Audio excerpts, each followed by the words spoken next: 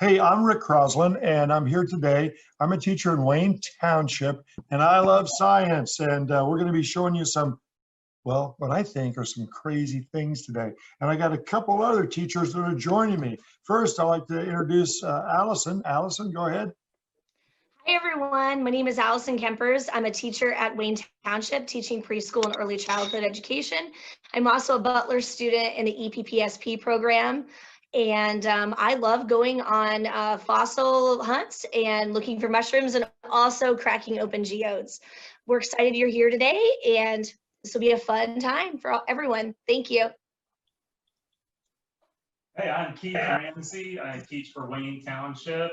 Absolutely love chemistry and physics. I'm a graduate from CSULA, and we're hoping to show you some discrepant events here where the mind can't believe what the eyes behold. I hope you enjoy it. So, discrepant event, that's a word you may not have heard, but a discrepant event, I learned about this word a long time ago. It's something that when you see it, your eyes tell you one thing, but your mind tells you something else. And so that's what we're going to do. A couple of these projects called discrepant events. And the first one I want to show you is I have a magnet here. I have two magnets, and you know that magnets, let me switch cameras here so you can see this. You know that two magnets, well, they actually will attach to each other. So I can pull them apart and they will come together. So that's, you expect that. But did you know that a magnet can also attach to a rock? So here is a magnet attached to a rock. So you might think, I didn't know a magnet would do that. What's going on that a magnet can attach to a rock? And so what that is that should make your mind think about that just a little bit more. I have a magnet set up here. Let me see if you can see this really good. This is my, I like to call this my flying nail. So I have a magnet right here. And if you look, 1, 2, 3, I can make this nail float in air. Now that's kind of cool. But if you look really carefully, you can see that I've attached it to a string right here. And there is a magnet up here, and this magnet is attracted to this iron nail. So magnets are attracted to other magnets, and they're attracted to iron. So what's going to happen if I put my finger through here? You predict, is it going to go down? Or it probably will. Well, let's just find out. And look, that magnetism went right through my finger. What if I used something like a piece of wood? What do you think if I put wood through here? Make a prediction, up or down. Here we go, ready? Oh, I can't believe it. So wood is not affected by it. My finger's not affected by it. What about some hard plastic? Here's some plastic. I put plastic through it. This is starting to be kind of weird. Maybe this invisible magnetic force is going through everything. Here's some aluminum. Aluminum's metal. I thought magnets and metal. Let's see what happens. Ready? Huh. It even goes through aluminum. And I have a big, thick piece of aluminum. Surely it will fall now. I can spin it. No, but it goes right through. And even through aluminum. This is getting to be weird. A piece of glass. It goes through glass. This magnetism is really kind of weird. Here's another metal, copper. I have copper right here. And let's see what happens on the copper. Ready? You may want to click your camera if you want to make mine bigger. There's a way to do that. And Allison, how do you tell them how to do that while I get this ready? Sure, I just typed it in the chat box, but if you click on speaker view in the upper right corner, you can make Mr. Croslin's presentation larger so you can see. Also, another housekeeping tip too, please type your questions into the chat box as we have our presentation here. At the end, we'll have a brief Q&A. Thank you. And so I put this copper through, it stays up with copper. I'm really starting to think that now this is brass, an alloy of two different metals. It's very heavy and no. I even have my ring that's made out of gold from Egypt. And this gold, I wonder what gold will do. Let's see. Oh my goodness. It's not affected by gold or brass or plastic or wood. My last metal is a piece of lead. Lead, you know, that protects Superman from kryptonite, but lead is very malleable, very thick, very heavy, very dangerous. You don't want it in your body. you see there's these invisible lines of force, and these invisible lines of force, you can't see them, but maybe I can cut them. Let's see what happens. Ready? Did I ruin that magnet or did I not? No. In fact, as you can see, the magnet still works. And so your mind should be thinking, why did that work? And it's really not the cut I did. There must be something. Let's see if I can do it with the back of the scissors, see if it works the same way. Yes, it does. So there's something in these scissors, that interferes with a magnetic force. And that something happens to be iron. And so iron does that. So that's just, you can make one of these. If you go online on my web YouTube channel, there's a way to make these with a paper cup and a paper clip, and they're pretty easy to make. So this next one has to do with water, and it's kind of fun. Let's see, can you see this one pretty good if I put the water right here? So the water, I got some water right here, and let me switch cameras to a better camera so you can see this just a little bit better. And we're going to try a trick or a science concept that you probably have seen before, and it kind of goes like this. Here we go. Ready? What I have is the water, and I'm going to put in here a little bit of, here we go, just a little bit of water in this cup. And if I do this right, I don't make a mess. I put it here, flip it over, 1, 2, 3. And if I flip it over and let go, we're going to get something that's pretty cool. The water stays in there. So what's going on? The water wants to come down because of gravity, but air pressure wants to get in there. And so there's a little bit of a vacuum, and the water molecules like to hold onto each other, so it stops it from going. But that's not too big of a discrepant event. Let me show you this one. So I have this guy right here, which is a jar with some window screen on it. And if I put water in it, I can pour the water through. You can see that the water's going through, right? Now what's going to happen if I put the lid over here, and you can try this at home too, and I'm going to flip it over and say, oh, this is the part that's kind of dangerous, at least for wet if you have a computer. And if you notice, look at that, it's still hanging. But here's the fun part. Check this out. I'm going to lift the lid off of this and see what happens. 1, 2, 3. Did you see that? The water didn't come out of the bottom because there's a lot of pressure right there, but that pressure underneath there is actually being divided by all of those little squares. So instead of one big pressure of water wanting to come down, we have it divided in these little squares, and the water molecules can squeeze together. And I'll tell you, you actually have this at your house. You can actually go and your sink, and if you notice that your sink has a faucet that comes down, turn on your water, and the water comes instantly out of your faucet. Why doesn't it take a whole bunch of time to go up the neck? Because there's already water sitting there, and there's a little screen just holding back the water. If I tip it a little bit, we're going to get an unbalanced force. But if I bring it even, it's balanced. And that's kind of cool. You can do that yourself with just some screen and a jar and some water. But this next one is even kind of weirder. So I have my periodic table of elements, and I got a cup. And what's going to happen, this one's dangerous. I'm going to pour some water in here and see what happens. It's only dangerous because I don't want to get water all over my computer today. Let's see what happens. Ready? Watch carefully. 1, 2, 3. I pour all the water in there. Okay, just like I did before. And I'm going to put this, this cup, you see the water is still coming out. Let's see if we can try it again with this. I'm going to pour that water into here. Ready? And it's still going. And now I'm going to try putting this over it and flipping it. 1, 2, 3, and over my head. I hate this part. And what happened to the water? The water disappeared. Well, that's a discrepant event because my mind was thinking I was going to get soaking wet, but I didn't. Let me show you one more. This one you can also do. And what you'll need is like either some cans of vegetable cans or some glasses. And I brought some glasses today. And let's see, let me switch cameras here. I'll get the right camera. One more camera, here we go. So I got my glasses set up right here.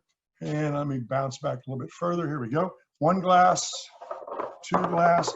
You need 3 glasses plus 1 for the middle. And if you can see these, let me see if I get this guy right here, in here. And I got some knives. And what you want to do is set these up so that I want to make sure that that is not touching. So there we go. Let's move these up. So you see how that is farther apart. And let's put this one here. And it's farther apart. These won't hang in here. Here we go. And then let's see, this guy right here. So you notice that none of these are close enough. None of these are close enough to be touching, right? 1, 2, 3. 3 glasses. Let me move this way just a little bit. So how can I fix a way that I can get these? See this, move it. This won't match. So to set this up, make sure that your glasses are farther apart than your knife. And we got to find a way to get this one to stay in the middle right here. So let's try this. Here we go. Let's see. If I put this here like this, and then I put this one here like this, they fall in that third one. But what if I can use something called tensile strength, where I put this one like this, and then this one like this, and hook them all together, kind of like in a triangle like this. And if I hook them on a triangle like this, 1, 2, 3, they hold each other together, even though they're farther apart. Now, the big question is, can I put this glass on top? Yes, that actually worked. That is so cool that that did that. So it's like it's almost standing by itself, because I have got these 3 knives interlocked, and they're using the strength of each other to lock in. And that is another discrepant event.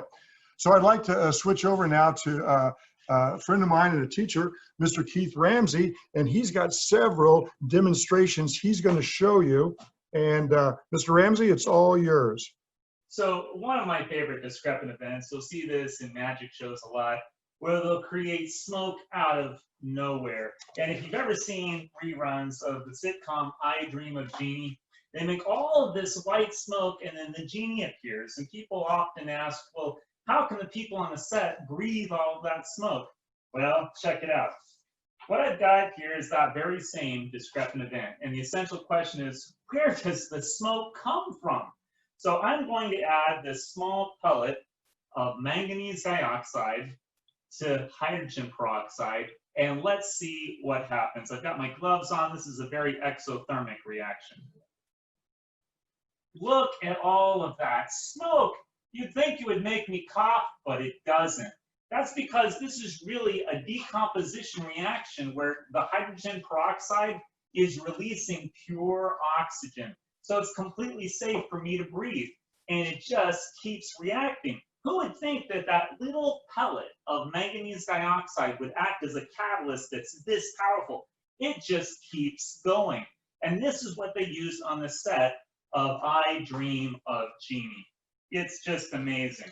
So the next demonstration that I'd like to show you, where the brain just can't believe what the eyes see, has to do with the disappearing acts that magicians often use. And in this vanishing act, I'm going to take a little bit of tin foil and I'm going to add it to this flask. And most people would predict, well, it's just going to make a splash. But really what's in this flask here is hydrochloric acid. So I'm going to drop this tin foil in and it's going to vanish, but not right away. At first, it just makes a splash. Now I'm going to take a balloon and I'm going to fashion it over the mouth of the flask. And one of the essential questions in this reaction is, where does that aluminum foil go? But another question is, why does the balloon inflate? Now, at first, while the aluminum foil is in there, what's happening is you'll start to have a little bit of bubbles. And the veneer on the aluminum foil, it starts to be corroded by the hydrochloric acid. And when all that veneer is gone, it starts to react. And I'm going to set this here with another disappearing act that I'm going to do simultaneously with this penny. This is another vanishing act where I'm going to use not hydrochloric acid, but I'm going to use nitric acid over here. And I'm going to add this penny, which is made of copper and zinc, and I'm going to put it in this beaker here. And right away, you can start seeing the penny starts to change into kind of this greenish color. And I'm going to cover it with this Petri dish, because as this vanishing act occurs, it starts to release nitrogen dioxide, that brown gas that you see in there. I call this my phantom penny. The essential question is, where does the penny go? It vanishes. This is another decomposition reaction. Pretty soon, that penny is going to be completely gone. Meanwhile, in my other vanishing act over here, you can see something happening. I'm starting to see a cloud form of vapor around my tinfoil, and something is happening to this balloon. It's starting to inflate. Well, one question is, well, why does the balloon inflate? The other question is going to be, where does the tinfoil go? It's going to vanish, just like my penny. This is a great vanishing act where the mind can't believe what the eyes behold. Now, this next demonstration is something that I just love to show students, and this is a great reaction that you can do at home. All you need for this is just a bottle, some baking soda. We know this is sodium bicarbonate. Coat the bottom of your bottle with the sodium bicarbonate and slowly add vegetable oil. And as you pour in the vegetable oil, try to do this at an angle so it doesn't make gaps in the sodium bicarbonate in the baking soda on the bottom.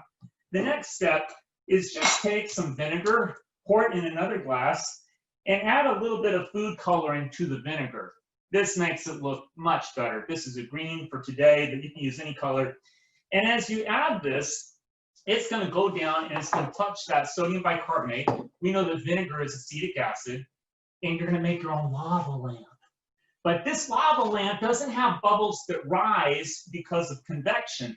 These bubbles rise because they're less dense than the oil. So I'm going to add this. You're going to watch it go all the way down.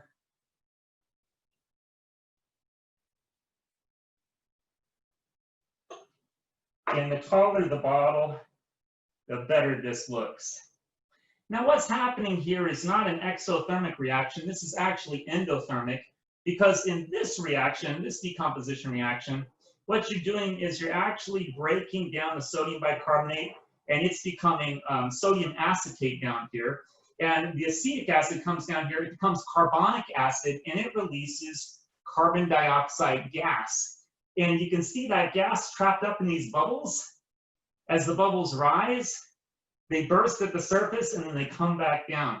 This is a great homemade lava lamp. It's safe because it's not exothermic. It doesn't release heat. It's actually very cool to the touch. It actually reduces the temperature. Easy to make, and it's a great demonstration. Let's go back to our vanishing act. Over here, if you take a look, the tinfoil is almost gone. And it's very hot to the touch. That's because this is an exothermic decomposition. Let's go back to our penny. I'm going to put my glove on because, believe it or not, this beaker is really hot. Now, if you get really close, you zoom in, you'll see that there's no penny. The penny's gone. Where did it go? It's been decomposed. It's been broken down into smaller parts. We've got some water here. We have some nitrogen dioxide. That's this purple gas, this brown gas that you see at the surface. The penny is gone. This is a great discrepant event where the brain just can't make sense of what the eyes see. Now, what I'd like to do is just go back to our vanishing tinfoil over here, because this balloon, it reminds me of the Hindenburg. If you remember, the Hindenburg was a blimp that was filled with hydrogen gas. And we don't make blimps with hydrogen gas anymore because hydrogen is extremely combustible. Now we make blimps with helium gas because helium has 2 protons. hydrogen only has 1. So hydrogen is less dense, it has less mass than helium. It's obviously more buoyant, but it's dangerous because of the combustion rate. It will catch on fire very quickly, and we want to demonstrate that with this demonstration here. So all you have to do to demonstrate the combustion rate of hydrogen gas is take this balloon, because guess what's happening? My tinfoil has vanished. It's gone. Where did it go? Well, it decomposed. It broke down the hydrochloric acid into pure hydrogen gas. And so to demonstrate the combustion of that gas, I'm just going to twist this balloon like this so I don't lose any of it. I'm going to pull it up a little bit. I'm going to detach it from the mouth of my flask. And I'm going to ignite the gas inside this balloon. Check it out.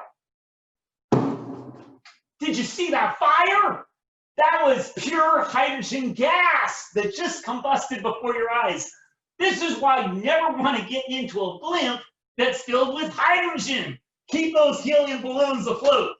Now, this next demonstration that I want to show you, again, involves a little bit of fire. And magicians will often create fire out of nowhere. People are thinking, how did that happen? Right here, I have a small dish that has a mixture of potassium, chlorate, and sugar. A very small amount. And over here, I've got 98% region sulfuric acid. I am just going to put 1 drop of acid on this compound, and we're going to see what happens. Now, I'm going to ventilate our room a little bit.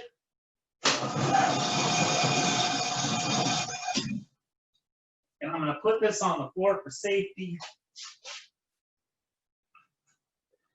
And we're going to find out what happens with just a drop of sulfuric acid. Because I got a feeling that your brain is not going to believe what your eyes are going to see. Check this out. 1 drop of sulfuric acid. Fire out of nowhere! How did that happen? Amazing decomposition. So in that reaction, we're using sugar is the engine that oxidizes with the potassium chlorate and releases all of this energy out of nowhere. An amazing discrepant event. Another demonstration I'd like to share with you while time allows is a double. Keith, we have about 2 minutes, Keith. Okay, and this involves potassium iodide and lead nitrate. When students look at this, this one's kind of cloudy, this one's kind of clear. You wouldn't think that if I combine these two, that it would create something completely different. A double replacement reaction is where 2 compounds come together and they completely trade each other's elements evenly. Check this out. I'm going to pour one into the other. Here it goes. Look at that. It's like magic mustard out of nowhere. Clear to yellow. Amazing. The mind can't believe what the eyes behold. I hope you enjoyed today's demonstrations. Those were great. So let's see, let me get back here. Thanks a lot, Mr. Ramsey. You can see more of his demonstrations on his YouTube channel, Ramsey Land. I think that's in the chat section right there. And he teaches 6th grade at Bridgeport Elementary. Those kids are pretty lucky to have them. So a discrepant event makes you see something and makes you think, what's going on? And one of the easiest science public demonstrations that you ever have seen before happened in the Royal Science Academy, the Science Institute in London, by a scientist named Michael Faraday. And Michael Faraday spent a lot of time giving lectures to the public about the combustion of a candle. Let's see if I can get this thing lit right here. And so at Christmas time, he invited the public in, and I got my candle going here. If I can get there, there's my candle. Oh, there's my light and my candle. And so you might think, if I ask you to make some observations, you'll say, oh, it's a candle, it's in the candlestick. But a scientist would say, no, those are inferences. Because you might say this is white, it has a flame, but if you watch carefully, this is the discrepant event. Ready? You see, what you thought you saw didn't happen. Or what happened, maybe you don't believe what happened. So, was this a candle? Was that a wick? It was burning. Hey, I hope you enjoy these science demos, and I would love for any of your questions. Allison, Ms. Kempers from our Wayne School, if you have any questions for us, we're ready to go. If it's for me, I'll answer. If it's for Mr. Ramsey, we'll connect over to him. Sure. Thank you too. Thank you, Mr. Crosslin. Thank you, Mr. Ramsey, for an awesome presentation. One question we have in the chat box is from Lori. How long will the endothermic lava lamp last, Mr. Ramsey? Let me switch cameras and go over virtually to Mr. Ramsey at his lab, if I do this right. Hold on, Mr. Ramsey. Let's see if I can get you connected. Wrong camera. Go ahead. That's a terrific question, and I've got the lava lamp right here. I can see that most of the acetic acid is done reacting, and most of my carbon dioxide bubbles are starting to slow down. You see kind of a great suspension effect where you've got little bubbles that are suspended, I would say 7 minutes after the demonstration. You'll have big bubbles rise and fall for a good 3 minutes with this demonstration. But after a while, it does start to die down as you run out of carbon dioxide gas. But great demonstration for about 3 minutes. Thanks. We have one more. Was that the candle? Yes. Was that a candle? Was That's that a good candle? question. Was that a candle? Did it look like a candle? Maybe this will give you a hint. And maybe this will give you a hint. These are almond slivers, a sliver of almond, which has oil in it, which will burn. And then this was a potato that I carved in the shape, because one thing that scientists want to avoid is what's called bias. Bias is when you go into an experiment thinking, oh, that's a candle. Oh, yeah, I can see the candlestick. It's white. It's cylindrical. So that is one thing that you may want to avoid when you are being a scientist. Bias. Is that it on our questions? It looks like that's all the questions in the chat box. Nobody even wanted to know what happened to the water that went into the cup. Well, it's a mystery. Guys, thank you for coming. I know that if we have 2 more lessons today, I'm going to do another one on airplanes and one on the fishes of the Amazon. But don't forget to check out our guest speaker at noon, which is Camille Scheer, who is the 2020 Miss America, who's also a scientist. And to talk about decomposition, she won the talent aspect of her ceremony by doing the decomposition of hydrogen peroxide, and she made elephant toothpaste. So, hey, thanks for coming. I know you have choices. Check out the chat. If there's no more questions, we got like 1 more minute. I'll hang out. Otherwise, I'll see you next time. Rick, Thank you, Ms. Kempers. Yeah, Rick, somebody did say, where did the water go? Where did the water go?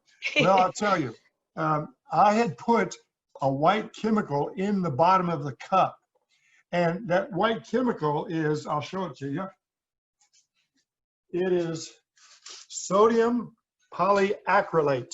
Sodium polyacrylate. But you know it if you have a younger brother or sister. It's the stuff that's put in diapers that absorbs water. And so it's also used in deserts in certain countries where the water, it rains really quick and the water will rush away from any plants. They put that in the soil around the plant. When they water it, it absorbs the water and keeps the water there for plants to use. Thanks for asking. So it's still in there if you take a look. See you guys next time. Thank you.